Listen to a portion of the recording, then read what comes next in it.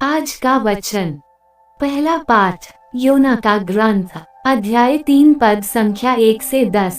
प्रभु की वाणी योना को सुनाई पड़ी, उठो, महानगर निनीवे जाकर वहां के लोगों को उपदेश दो, जैसा कि मैंने तुम्हें बताया है। योना प्रभु के आज्ञानुसार निनीवे चला गया। निनीवे एक बहुत बड़ा शहर था। उसे पार करने में 3 दिन लगते थे।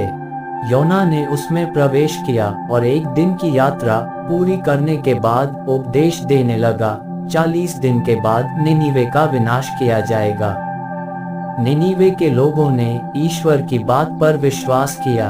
उन्होंने उपवास की घोषणा की और बड़ों से लेकर छोटों तक सब ने टाट ओढ़ लिया। निनीवे के राजा ने ये खबर सुनी।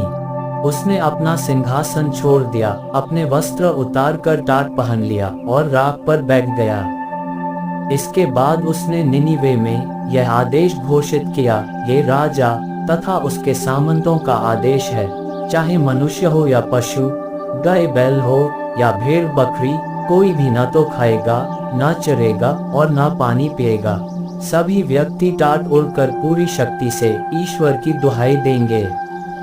सभी अपना कुमार तथा अपने हाथों से होने वाले हिंसात्मक कार्य छोड़ दें। क्या जाने ईश्वर द्रवित हो जाए, उसका क्रोध शांत हो जाए और हमारा विनाश न हो।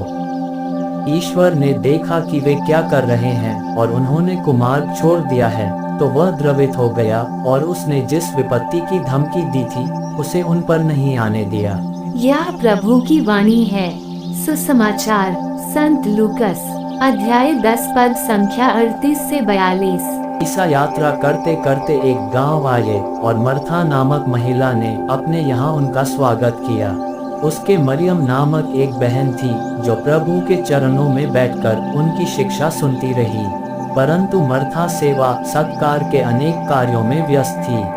उसने पास आकर कहा, प्रभु, क्या आप ये ठीक समझते हैं कि मेरी बहन ने सेवा सत्कार का पूरा भार मुझ पर ही छोड़ दिया है?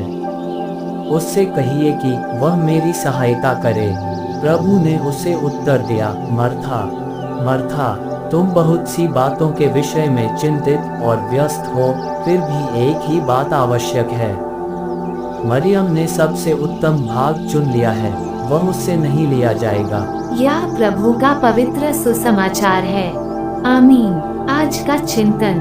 आज प्रभु अपने वचनों से हमें अपने जीवन की प्राथमिकताओं को निर्धारित करने के लिए आमंत्रित करते हैं। जीवन की भागदौड़ में हम ईश्वर और उसकी उपस्थिति से दूर जा सकते हैं, लेकिन वह हमेशा हमारी वापसी की राह देखता है। निनीवे के लोगों ने नबी योना का संदेश सुना और कहा जाता है कि केवल लोगों ने ही नहीं, किंतु जानवरों ने भी उपवास कर पश्चाताप किया और ईश्वर ने द्रवित होकर उन्हें माफ किया। सुसमाचार में हम देखते हैं कि मर्था और मरियम दोनों यीशु ख्रीस्त से प्रेम करती है। इस अवसर पर वे दोनों उसकी सेवा कर रही है, लेकिन मर्था ने सोचा कि मरियम की सेवा करने की शैली नीच प्रकार की शैली है। उसे इस बात का एहसास नहीं है कि सेवा करने की चाह में वो वास्तव में अपने मेहमान की उपेक्षा कर रही है। आज हमें जांचने और देखने की जरूरत है कि क्या हम यीशु ख्रीस्त के लिए काम करने में इतने व्यस्त हैं कि हम उनके साथ समय नहीं बिता रहे हैं।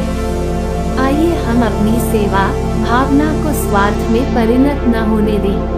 यीशु ख्रीस्त ने घर के कामों की चिंता करने के लिए मर्था को दोषी नहीं ठहराया, किंतु वे उससे केवल प्राथमिकताएं तय करने के लिए कह रहे थे। ये संभव है कि यीशु ख्रीस्त की सेवा केवल व्यस्तता रूपी कार्य में बदल जाए, जो ईश्वर के प्रति प्रेम एवं समर्पण से भरा ना हो।